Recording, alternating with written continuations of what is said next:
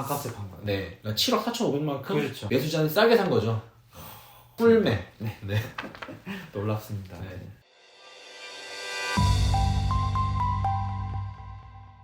안녕하세요. 세금폭탄 처리반 장민희 세무사입니다. 네, 안녕하세요. 이영호 세무사입니다. 선생님 오랜만에 뵙네요. 아, 진짜 오랜만에 인사드립니다. 오랜만에 저희가 인사를 드리는데 네. 오늘은 좀 핫한 주제 가지고 그렇죠. 좀 말씀을 드릴게요. 네. 요즘에 그 염리동에 있는 모 아파트, 네. 마포구 염리동이죠. 모 아파트가 아주 시세보다 엄청 저가로 거래가 돼가지고 이것 때문에 좀 말이 많잖아요. 기사에 치면 뭐 다 나와서 네. 저희가 뭐 아파트 동호수를 말씀드리긴 그렇지만 대략적인 내용은 이런 거죠. 시세가 있음에도 불구하고 예를 들면 33평이 시세보다 훨씬 뭐 5, 6억 이상 이하 15억짜리가 그렇죠. 8억에 거래됐으니까 거의 반값으로 거래가 된 거죠. 됐다고 해서 이게 과연 어떤 형태의 거래냐, 네. 뭐 특수관계자한테 판 건지 혹은 아닌지 네. 거래했는데 뭐 세무조사가 당연히 나올 거다 뭐 말들이 많아요. 네, 뭐 세무조사가 나오고 뭐 세금 폭탄이 맞는다니 네. 뭐 증여성 거래라느니 네. 뭐 이런저런 얘기가 많는데 네, 오늘은 그럼 저희가 매스컴이나 인터넷에서 네. 저희가 습득한 정보를 토대로 해서 그럼 어떤 세금 문제가 있는지 팩트에 입각해가지고 설명을 드려볼까 해요.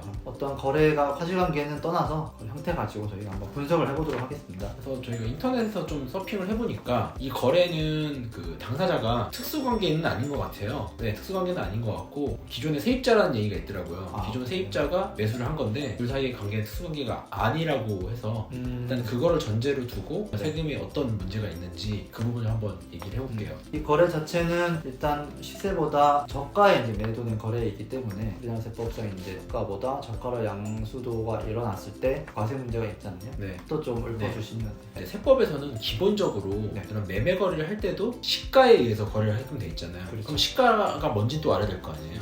네. 이 물건 같은 경우는 만약에 감정평가를 받았다 그러면 감정가가 이제 시가가 되겠지만 뭐 감정평가를 안 받았다고 전제를 하면 세법에서는 유사매매사례가액이라는 걸 시가로 보고 있잖아요. 근데 유사매매사례가액이라는 거는 기본적으로 물건 같은 경우는 이제 증여세 과세 문제가 있기 때문에 네. 증여 같은 경우는 이제 증여일 기준 물건에 대한 증여일은 거래 그 등기 접수가 22년 10월 17일 날 접수가 됐더라고요. 그러니까 네. 이 날짜 기준으로 네. 증여는 평가 기간이 전 6개월, 그렇죠. 후 3개월이잖아요. 그 평가 기간 내에 유사한 물건이 매매된 게 있으면 그 매매가액을 시가로 보겠다는 게 유사 매매사례가액인데 사실 아시겠지만 요즘 거래가 너무 없잖아요. 맞아요. 그래서 저희가 실거래를 좀 확인해 봤음에도 불구하고 네. 방금 세무사님이 말씀 주신 우리 전 6개월, 후 3개월에 없는 거죠, 거래가. 그래서 저희가 이제 표를 하나 만들었는데 이 네. 표를 보시게 되면 네. 2022년도에는 해당 단지에서 네. 이와 동일한 면적의 거래가 없었어요. 전혀 없었죠. 네, 그래서 보면 이제 2021년 9월달부터 네. 2020년 11월 제가 왜 이렇게 표를 이렇게 기간 구성을 해놨냐면 아까 제가 말씀드린 대로 원칙적인 평가 기간은 전 6개월이에요. 근데 세법에서는 기준일 기준 2년 내라고 하더라도 평가 심의위원회를 열어서 그게 시가가 해당된다고 하면 그거 기준으로 과세할 수 있는 근거가 있잖아요. 그렇죠. 그래서 법상으로는 이제 전 6개월이지만 실질적으로는 2년 내에 유사 거래가 있으면 그 가액을 쓸 수 있게 되는 거죠. 그렇죠. 그래서 2022년도에 거래는 없었지만 네. 21년도에 유사한 물건이 거래된 게 있으면 나중에 세무서에서 과세를 할 때는 평가심의위원회를 열어서 그거 기준으로 과세를 할 수 있다는 거죠. 그렇죠. 네, 그래서 제가 2022년 10월 달부터 2년 내 거래를 쭉 다 네. 뽑아본 거예요. 법에서는 유사하다는 거에 대한 또 기준이 나와 있잖아요. 그 기준이 어떻게 되죠? 기본적으로 공동주택 가격, 그러니까 주택 가격의 기준시가가 이제 5% 이상 차이가 나면 안 되는 물건이죠. 네. 같은 단지 내에서 그렇죠. 공동주택 가격이 플러스 마이너스 5% 그렇죠. 안에 들어오면 유사한 물건이라고 보는 거죠. 일단 면적도 5% 안에 들어오면 그렇죠. 유사하거든요. 이 해당 아파트는 타입이 두 가지 타입이 있어요. 30평대 아파트도 전용 면적이 84.96이 있고 84.69가 있어요. 미세한 차이인데. 네, 미세한 차이인데 네, 어쨌든 네. 5% 안에 들어가기 때문에 네. 30평대는 다 동일하게 보고 그 중에서도 이제 공시 가격을 보는 거죠. 그래서 공시 가격을 제가 인터넷에 이제 조회를 해가지고 이제 봤는데 해당 물건에 대한 공시 가격은 2022년 기준으로 예. 10억 900이었어요. 10억 100. 네, 10억 900 기준으로 네. 플러스 마이너스 5% 안에 들어가면 유사한 거고 네. 그 중에서도 차이가 가장 적은 게 유사한 거겠죠. 그렇죠. 네. 그렇죠. 그래서 쭉 이제 표 보시면 네. 첫 번째 21년 9월 23일 날 거래됐던 건이 공시 가격이 똑같아요. 10억 900으로 동일하고 네. 면적도 당연히 동일하겠죠. 네, 맞습니다. 평가 심의위원회를 열어서 과세를 한다고 했을 때는 아마 현재는 그 미래 거래는 어떻게 될지 모르겠지만 네. 추후 3개월에 거래가 없다고 하면 네. 10억 4,500 기준으로 네. 아마 과세가 될 것 같아요. 그렇죠. 시세는 15억 4,500이 될 것이다. 네. 보시면 되실 것 같고요. 네, 기본적으로는 이제 10억 4,500으로 최소한 거래가 됐었어야 되는데 이거를 8억에 거래를 했으니까 반값에 판 거예요. 네, 그러니까 7억 4,500만큼 그렇죠. 매수자는 싸게 산 거죠. 꿀매. 네. 네. 놀랍습니다. 네. 너무 부러운데 사실 이 7억 4,500만큼의 이득을 봤으니까 네. 매수자는 증여세를 내야 된다. 그렇죠. 네. 근데 이제 증여세 과세 요건이 있잖아요. 과세 요건에서 좀 설명을 해주세요. 네, 기본적으로 특수관계자가 아니라고 가정했을 때 방금 말씀드렸다시피 증여세 과세 대상을 판단할 때는 시가하고 실제 거래된 가액이 30% 이상 차이가 나냐 가지고 판단합니다. 그래서 지금 제시된 사례에서는 당연히 30% 차이가 나죠 이상 때문에 증여세 과세 요건에 충족을 하게 되는 거고요. 그래서 실제로 이제 증여세 계산을 할 때는 실제 시가하고 거래된 가액의 차액에서 마이너스 3억을 또 추가를 해줍니다. 그래서 나머지 가액이 이제 증여재산가액이 되겠죠. 수치를 좀 대입해 보면 15억 4,500 아까 저희가 말씀드렸던 시가에서 실제 거래된 가액 8억을 차감을 하고 3억을 또 차감을 해주게 되겠죠. 이렇게 됐을 때 증여재산가액은 4억 4,500이 되겠죠. 이에 따른 이제 세금은 네. 한 7,663만 원 가량이 계산이 되네요. 근데 지금 이걸 과세를 하기 위해서는 네. 사실 이 거래를 한 거에 있어서 관행상 정당한 사유가 없는 경우에 과세를 하는 그렇죠. 거거든요. 근데 만약 어떤 목적이 있어가지고 네. 이렇게 거래를 하게 된 이유가 정당한 이유가 있다. 매도인과 매수자 사이에 정당한 이유가 있다라고 하면 사실 과세를 할 수가 없어요. 그렇습니다. 네. 근데 너무 시세보다 낮은 거래라서 특별한 사유가 있을지 좀 궁금하네요. 그렇습니다. 이게 거의 절반 이하로 매도가 된 거니까 정당한 사유가 있다고는 보기 현실적으로 어렵겠죠. 네, 맞습니다. 그래서 이 증여세 과세 문제가 이제 발생을 하게 되겠고 금액은 아까 저희가 말씀을 드렸고요.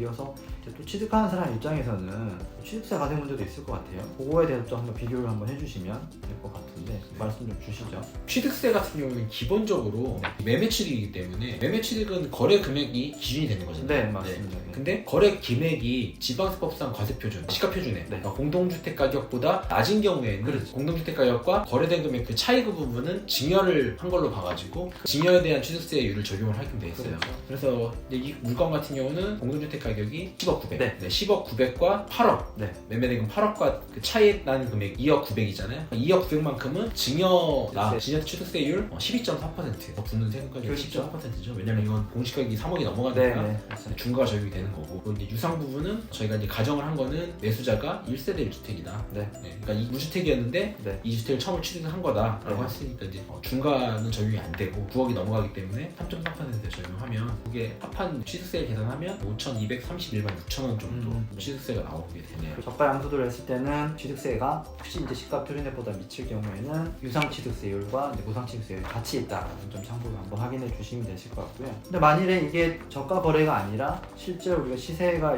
15억 4,500이었는데 이대로 이제 거래를 했다면 취득세는 발생할 거잖아요. 그쵸.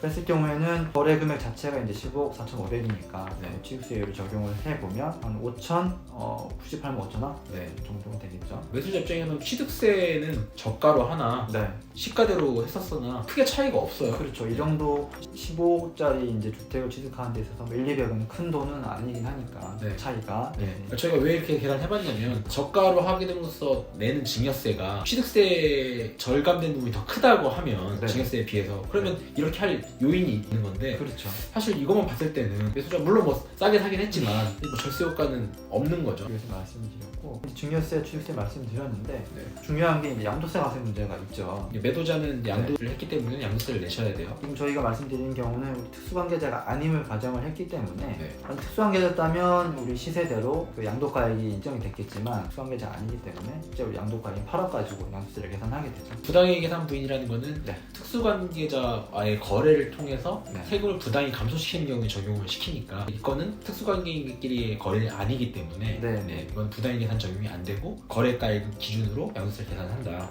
제시된 요건들을 토대로 양도세를 쭉 계산해 보니까 네. 장기보유도 다 적용이 될 것이고 지금 매도를 하게 되면 그렇죠. 중과 유예기간이기 때문에 그렇죠. 네. 쭉 계산을 해보면 세금이 한 6,325만 원 정도 나오게 되더라고요. 지방세까지 하면 6,957만 5천 원 이렇게 이제 쭉 예상이 되는데 네. 그게 이제 시세로 계산했을 때는 또 어떻게 되죠? 그렇죠. 만약에 이제 특수관계인이라고 가정을 하고 하면 이제 시세로 네. 시가대로 과세를 하게 되니까 그렇죠. 그런 경우에 이제 15억 4,500으로 양도가액을 하고 네. 양도세를 계산하면 지방세까지 해서 3억 6,443만 2,200원 그 정도 양도세가 나오네요. 그래서 이렇게 되면 뭐 세금 차이는 당연히 양도가액이 다르니까 네. 크게 차이 날 텐데 실질적으로 그러면 저가 거래를 했을 때 시가대로 했을 때보다 얼마만큼 이제 순현금 차이가 있냐 네. 그게 중요할 것 같아요. 네. 금액 한번 비교해 주시죠. 그래서 네. 매매가 차이가 네. 7,400이고 네. 이제 세금 차이가 거의 한 3억 정도 발생을 하니까 그렇죠. 이 둘을 계산해보면 순 현금 차이로는 한 4억 5천만큼 네. 매도자가 손해를 보게 되는 거죠. 세금이 많이 나오더라도 어쨌든 양도가액이 크기 때문에 네. 이런 효과가 나오게 되는데 네. 왜 이런 거래가 발생했을까요? 모르겠어요. 사실 저도 이걸 계산을 하면서 네. 왜 이렇게 했을까, 네. 뭔가 세금적으로 이득이 있지 않을까 그렇죠. 이런저런 생각을 많이 해보게 됐는데 네. 계산한 결과는 결론은 없어요. 근데 세금적으로 이렇게 저렇게 계산해봤을 때 네. 이래서 이제 유리한 점이 보였으면 저희가 추측을 해볼 수 있을 것 같은데 네. 이렇게 저가 양도를 했을 때 사실 매도자 입장에서 실익이 없는 거잖아요. 이거는 네. 사실. 지금 양도한 주택이 예. 비과세에 해당이 될까 싶어서 그 부분도 좀 확인을 해봤는데 그 부분도 좀 아니더라고요. 그래서 그 실질적인 원인은 저희가 정확히 알 수는 없지만 이상한 거래에 대해서 한번 좀 뜯어봤어요. 네. 근데 제 개인적인 생각으로는요, 이 거래를 함에 있어서 아니 누가 봐도 이 당사자들도 네. 뭔가 이상하다고 생각을 했을 거 아니에요. 바보가 아닌 이상 다 알고 있겠죠. 네. 그렇기 때문에 저는 그냥 하지는 않았을 것 같고요. 네. 이 거래는 분명히 저희 같은 세무 전문가들 상담을 받고 그렇죠. 세금 문제를 다 계산해보고 네. 거래를 했을 거라고 저는 생각해요. 8억이라는 매도 대금이 그냥 나오지는 절대 않았겠죠. 비슷한 금액도 아니고 그렇다고 이게 구두로 그냥 8억에 팔게요 이런 것도 당연히 아닐 거고요. 네. 이건 철저하게 아마 계산된 거래가 아니었을까 추측을 해봅니다. 뭐 어떤 사유가 있었는지 네, 모르겠지만 사람들이 걱정하는 것처럼 막 이렇게 거래를 했기 때문에 네. 뭐 이 거래가 취소된다든지 네. 아니면 뭐 이것 때문에 뭐 세무조사를 뭐 엄청나게 네. 힘들게 받는다, 네. 그렇게 막 겁을 막 먹고 음. 하시던데 사실 저는 그건 아닌 것 같고요. 뭐 사유가 있어서 이렇게 거래를 했으면 제3자 간에도 네. 법적으로 문제될 건 없는 거죠. 그쵸, 법에 네. 이와 관련됐을 때 세금 문제에 대해서 다 규정을 해놓고 그렇죠. 저희가 계산한 대로 세금을 부과를 하면 되는 거기 때문에 네. 저는 뭐 이게 뭐 탈세라든지 엄청난 문제가 되는 거래라고 생각하지는 않습니다. 네, 이 세법이라는 것 자체가 거래에 대해서 정확하게 이제 과세를 하면 되는 법이기 때문에 네. 이 행위가 뭐 불법이다 뭐 이런 것 떠나서 적법한 거래라고 하면 네. 그에 맞게 어쨌든 세금을 납부하고 그렇게 되면 아무리 뭐 세무조사가 들어오지 않을 수도 있는 것이고 네. 세무조사가 와도 뭐 정당하게 뭐 한 거래이기 때문에 충분히 설명이 됐거든요. 네, 세무조사 들어오면 네. 저희가 계산한 것만큼 세금을 내면 되죠. 뭐 그게 의도된 거래였고 네. 이미 다 예상된 세금이었다고 하면 네. 사실 당사자들은 문제가 없겠죠. 거래가 뭐 잘됐다 잘못됐다 이런 판단보다는 거래를 했을 때 뭐 세금 관계가 어떻게 되는지 뭐 이런 측면에서 좀 이 거래 혹은 이 기사를 좀 봐주시면 좋을 것 같습니다. 근데 저는 뭐 결론적으로 매수자 좀 부럽네요. 그렇죠. 참 쉽지 않은데 말이죠. 네. 오늘은 이제 저희가 저가 양도 양수 최근 이슈가 있었던 거래에 대해서 좀 분석을 해봤고요. 오늘도 저희 영상이 도움되셨으면 구독, 좋아요, 알림 설정 부탁드리겠습니다. 네, 부탁드리겠습니다. 네, 지금까지 세금 폭탄 처리반이었습니다. 감사합니다. 감사합니다.